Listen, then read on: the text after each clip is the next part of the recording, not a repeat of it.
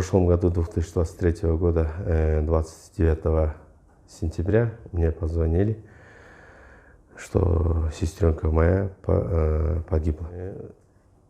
Якобы она повесилась, да, сестренка? Говорили, что сестренка повесилась. Ну, мы, если честно сказать, мы вообще не верим. Почему? Потому что она, сестренка, мать 3 детей. И последний, младший был в прошлом году 6 месяцев. Грудью кормила она.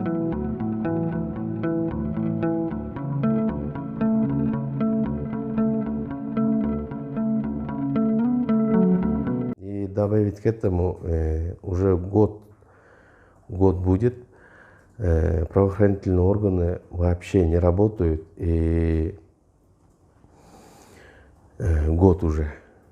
Мы не можем, как надо довести, как достучаться до них, мы никак не можем, да, вот. Даже говорят, уже в последнее время ГУВД города Бишкек взяли дело на изучение, говорят, что интересно, смешно, с одной стороны, и говорят, дела нету, потерялось где-то. Следственная служба Ленинского района города Бишкек, почти уже скоро год будет, как дело возбуждено по факту доведения до самоубийства, вообще никаких следственных действий не производит. Мною подавались бесчисленные ходатайства, жалобы во все, какие только у нас органы есть. Мы до настоящего времени не можем элементарно добиться, чтобы вскрыли телефон погибшей, осмотрели его содержимое, потому что это очень важно для уголовного дела.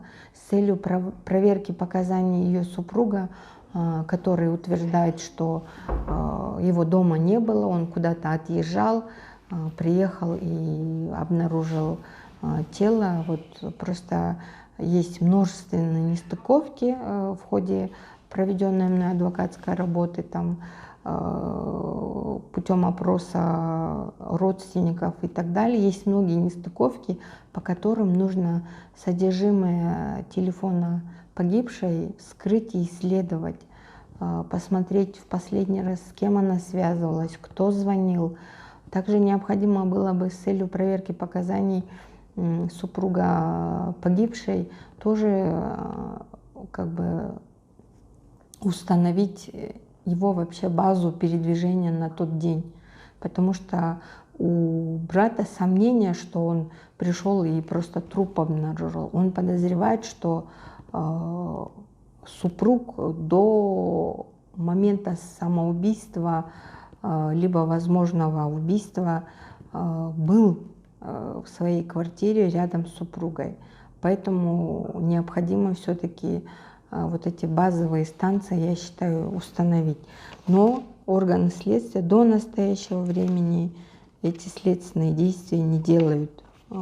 Телефон не вскрывают, базовые телефонные соединения не устанавливают. Все время ссылаются, что там нужен какой-то пароль, супруга нужно пригласить, он знает пароль.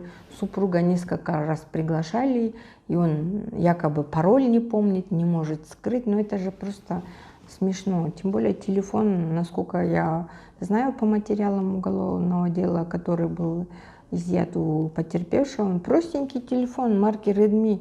Там нет вообще какой-то технической какой-то проблемы, чтобы этот телефон вскрыть, осмотреть его содержимое. Но почему-то я вот считаю, что именно вот с целью каких-то, чтобы мы какие-то данные недополучили, органы следствия все-таки бездействуют. Я бы так сказала, преступно даже бездействуют, я бы могла сказать.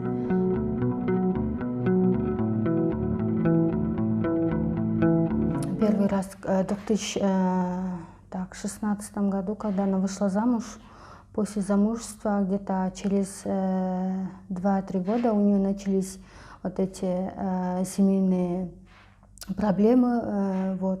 Она неоднократно говорила насчет этого, что муж систематически избивает ее, морально давит. Были дни, когда он запирал ее дома без пропитания, то есть на 2-3 дня. Мы об этом узнавали через соседов, и так далее.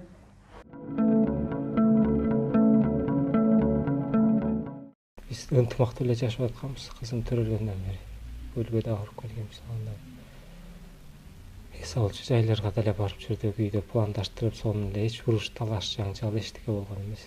Андай чоң уруш эчтеке. Уруш деген аттуу болуп эле ынтымакты эле жашап, кошуналар деле билет, күндө кечинде сейилдеп басчубуз балдарыбыз менен эшикке таза абага чыгарып. Билбейм каяктан эмне кылып антип айтып атышат. Эгер мен чындап эле ошондой жолго бара турган болсом, мен бияка келбейт болчумун. Мен өзүм эле түз бармакмын да. Мен абийирим кантип ошондойго барып анан кайра милицияга мен өзүмдү өзүм салып бермекмин анда. Эч анда менде ой дагы жок, андай түрткү дагы жок менде. Мен аялымды жакшы көрөм да, сүйчүмүн балдарым үчүн. Менде кандай андай оюма да келчү эмес да.